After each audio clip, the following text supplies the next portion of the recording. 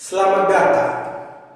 Perkenalkan, saya pendongeng malam yang akan mengantarkan para pendengar memasuki gerbang mimpi dengan berbagai macam cerita yang terdengar di dunia ini.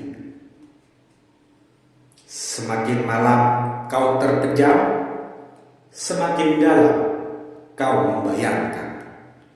Inilah dongeng malam.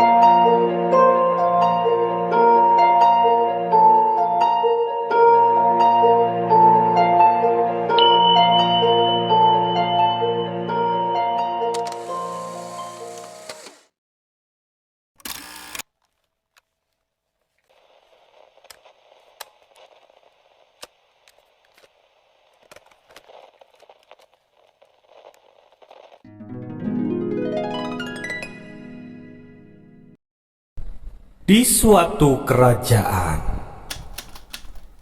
terlihat sesosok raja.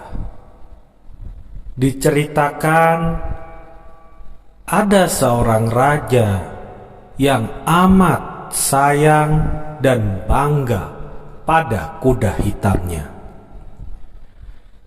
Si hitam tampak gagah dan terlihat begitu anggun. Bulunya berkilat dan ringkikannya kuat. Sekali-kali raja mengendarainya keliling istana. Di suatu pagi, raja singgah di kandang kuda yang terletak di halaman belakang istana. Raja amat heran ketika melihat Mista, si penjaga kuda, sedang menyuapi si hitam. Di dekat tempat rumput ada baskom kecil, entah berisi cairan apa, dan si hitam makan rumput dengan lahap. Wow, rupanya si hitam ini kuda manja.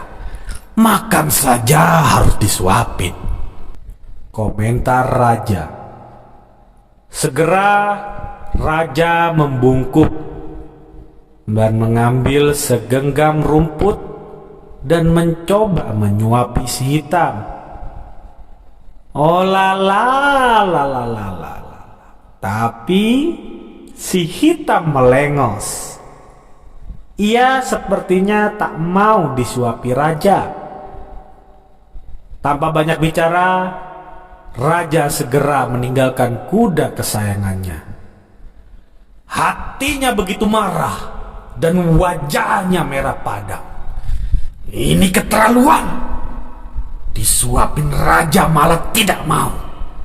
Si hitam itu benar-benar menghinaku, umpat raja sambil berjalan masuk ke dalam istana. Kalau kusuruh orang membuang si hitam ke hutan, tentu orang-orang akan heran. Dan si Mista pasti akan bercerita bagaimana si hitam menghinaku.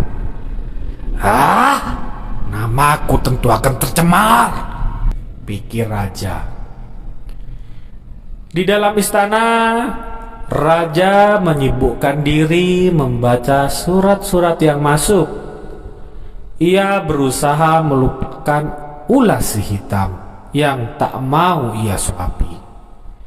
Namun hatinya tetap marah. Kepada siapa ia harus bercerita? Saat makan malam, raja makan terlihat sangat murung. Selesai makan, Akhirnya raja tak tahan lagi. Ia menceritakan kejadian pagi itu pada permasyuri.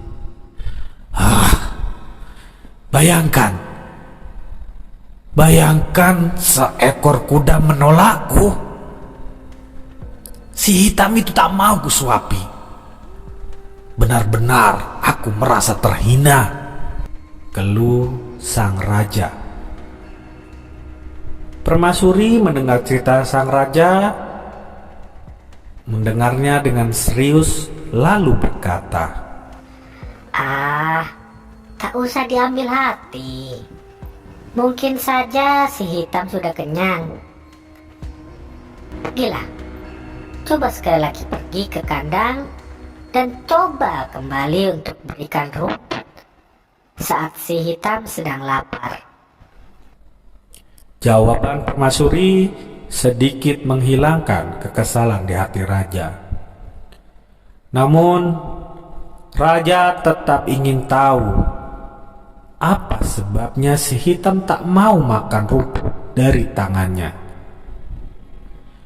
Raja akhirnya menyuruh Pak Kosim untuk menyelidiki hal ini. Pak Kosim adalah tukang cukur raja. Raja sangat mempercayainya sebab Pak Kosim pandai menjaga rahasia. Baiklah Baginda. Hamba akan mencari tahu mengapa si hitam tak mau makan rumput dari tangan Baginda. Hamba akan mengadakan acara cukur gratis untuk karyawan-karyawan istana. Tempatnya di kandang si hitam, usul Pak Kosim. Raja pun setuju, dan Pak Kosim segera membuka kios cukur di depan kandang kuda. Beberapa karyawan istana mulai berdatangan untuk mencukur rambut mereka. Sambil mencukur, Pak Kosim memperhatikan gerak-gerik Mista, si penjaga si hitam. Setelah tak ada lagi orang yang dicukur, Pak Kosim pun membereskan peralatannya. Pak Kosim lalu mendekati Mista yang sedang menyuapi si hitam. Ia mengambil segenggam rumput, memasukkannya ke dalam baskom kecil berisi cairan, dan mulai menyuapi si hitam. Si hitam menyambut rumput itu dengan lahap. kuda istimewa. Makan disuapin oleh penjaga yang istimewa juga. Puji Pak Kosim. Pak Kosim, kudanya memang hebat. Penjaganya sih biasa-biasa aja, kata Mista merendah. Pak Kosim pun tersenyum. Jangan merendah. Janganlah merendah, anak muda.